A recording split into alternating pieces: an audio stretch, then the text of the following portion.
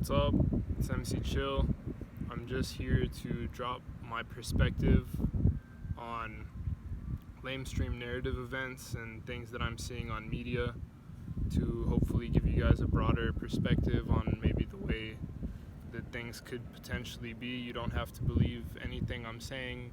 This is just my perspective and the way I see things. I'm going to start this off by speaking upon the George Floyd narrative. So this is a psyop, a huge counterintelligence psyop or government operation,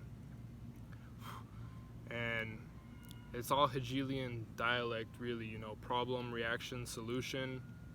Started with the Cornish 19 virus, that was the first problem. And then the reaction to that was social distancing, wearing masks, whatever that is. And the solution was a vaccine. And that didn't work, people woke up. So it's been said that in cycles, when people get really smart, or people start waking up, we get distracted with things, where they try and take our consciousness away to feed back into lower dimensional realities and get us working at a low frequency, which I'll explain later on. But they literally got us to a point where we're working in our primal, because if people are not going outside, seeing other people, and things aren't functioning by how nature should have it, people tend to become primal, or if they're actually listening to those orders. And after people are so pissed off from the first situation, they created a second situation, George Floyd's narrative, where the man was murdered in cold blood out in front of the streets in pure daylight.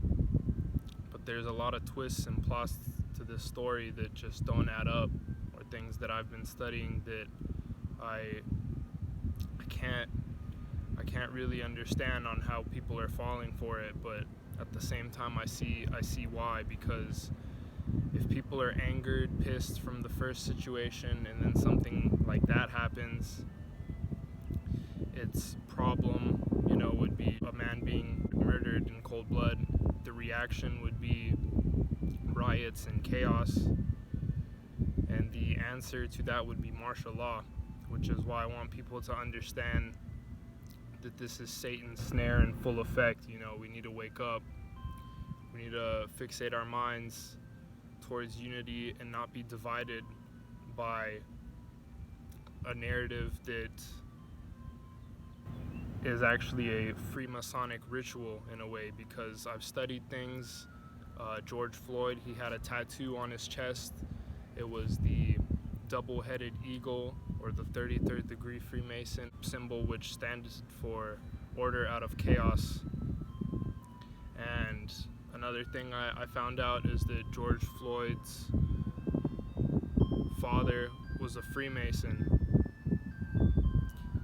and he knew the officer, the Derek M. Chauvin guy. I have a feeling that's a fake name, and I don't know if they really arrested the man. They might just have his crew and some sort of dude that looks like him, because I have a feeling that they paid this dude millions of dollars to execute this mission, to cause disruption or chaos and get the states to be at the point of which they are.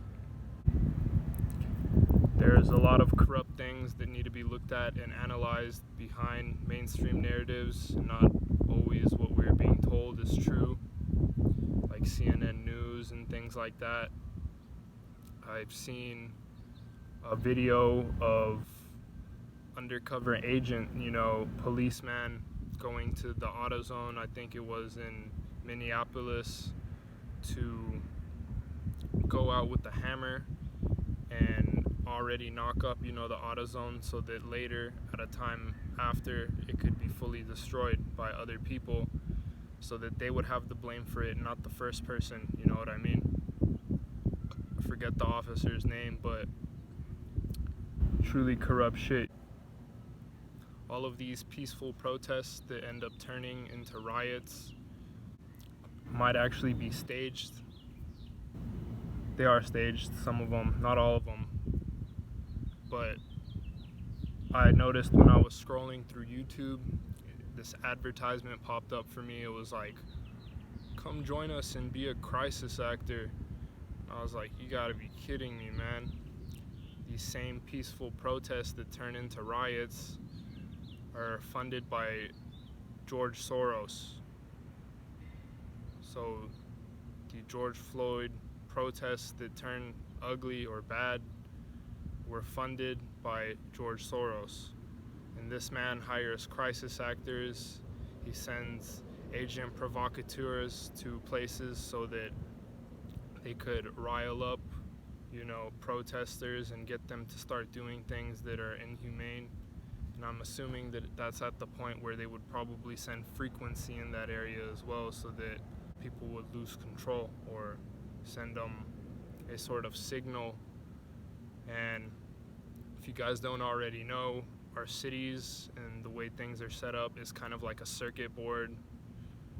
So through towers and technologies that they've made, they can project certain frequencies, which may actually be things that hop into people's bodies to get them to act stupid.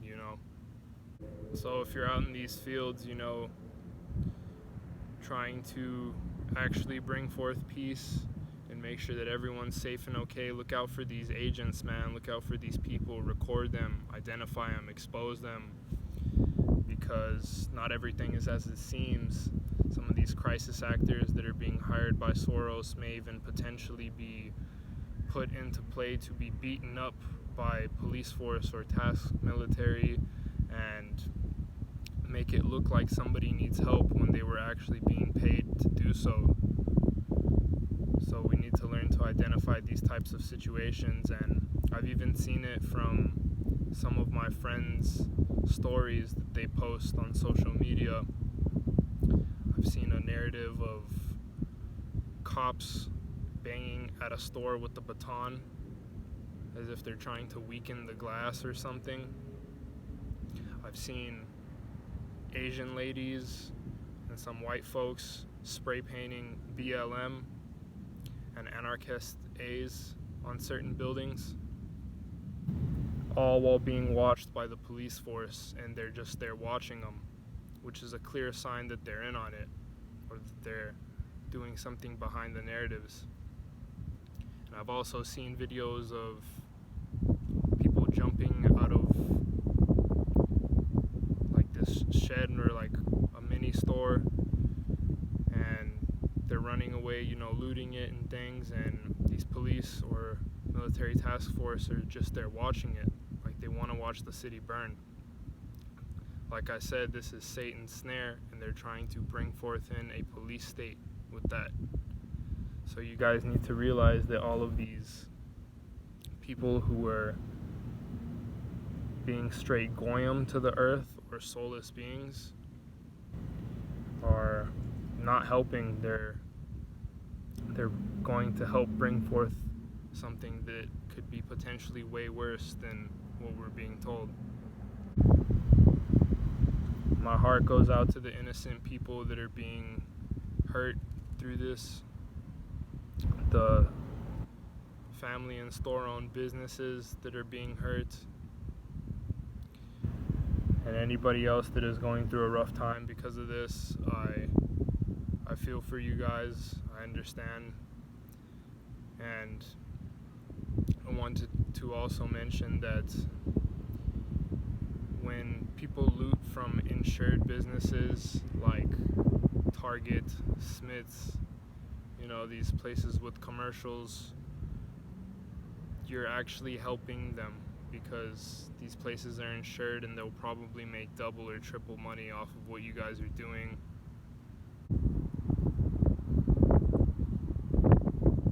If Babylon's going to burn, I suggest don't be fuel for the fire. And this is for those Goyim people that I was talking about that are out there looting things, trying to make some come-ups from this, out here fighting people, you know. That's how you become fuel for the fire and get karma from other people's ancestors, because that's what karma actually is. It's ancestors whooping ass. And you can't expect that the law of rhythm will be in your favor if you're out there doing these types of things. Now I'm going to explain how this is exactly what they want, because from the first Hegelian dialect, the earth was actually healing itself. Things were growing back together. The atmosphere was getting cleaner. From the second outcome, chaos and riots, don't you think that's what these Zionist warlocks would rather have on this earth if they wanted to take control of it? Do you think they'd want us to be peacefully separated and doing our own thing, or staying in tune with nature and coming together as one? Or do you think that they'd want us divided and start rioting and start destroying everything and burning it to the ground? Just think about it. The whole situation was set into place to keep people in fear, hate, and animosity, because that is what actually fuels these archons that want control of everything, if you know what I mean. And if you guys are falling for this, then you're giving them power, which is exactly what they want. When in all reality, we need the elitist people to fall, which aren't any strong figures or people with power. It's the archons behind them that have the power. So know thy enemy and realize what's going on to become more powerful and actually take down what needs to be taken down. Now, as for everybody posting these black squares or these Blackout Tuesdays, it seems unethical to me, and it looks like global occult worship, kind of like the black squares that have been put everywhere around the earth, like the black cube of Mecca. I know there's one in Denmark. They're also scattered in different locations.